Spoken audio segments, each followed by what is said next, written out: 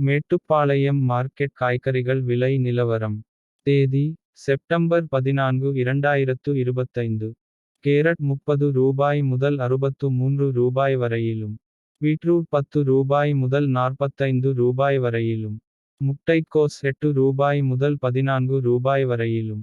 Beans ரூபாய் 20 முதல் ரூபாய் 35 வரையிலும்.